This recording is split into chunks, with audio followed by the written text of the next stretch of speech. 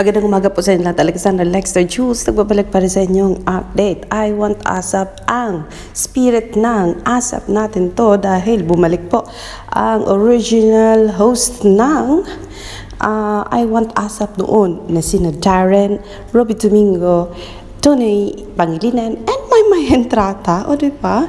O sabi ng mga followers ni Maymay, o sige Maymay, Robbie, Darren, and Donnie, dyan na lang kayo sa Free TV mag-exposure. Wag na lang sa online na I want ASAP. Nako naman, narito po.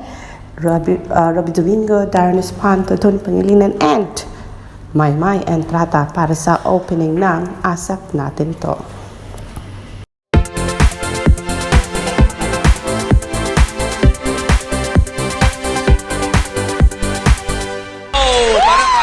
I want ASAP feels Yes, Kuya Ron! pero... Hello po sa inyo dyan! Shout out po sa lahat ng ating mga kapamilya, kapatid, ka-A to Z at mga kapipa! And speaking of which, saludong-saludo kami sa galing at husay ng Pinoy talaga. Ito munang isang exclusive na patikim with an epic P-pop party dito sa ASAP Natin To!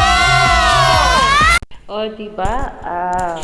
Ito yung hanap natin na maibalik ang original hosts ng I Want ASAP. Pero ngayon, hindi na sa I Want ASAP online, kundi narito na sa Free TV mismo. Si Maymay, Darren, Robbie, and Donnie Pangilinan. Pero yes, mga kaibigan, hindi nagtapos dyan kasi narito po ang opening spiel ni Marydale, Maymay, and Trata. Let's go! Yes po, sa ang plataforma man po tayo, sabay-sabay po tayo mag-cheers at gamitin ang official hashtag na #ASAP Epic Party! Never slow up, no I don't take shit. I got no love for the fakeness. If you wanna play tough and wanna hate this, I'll always show up.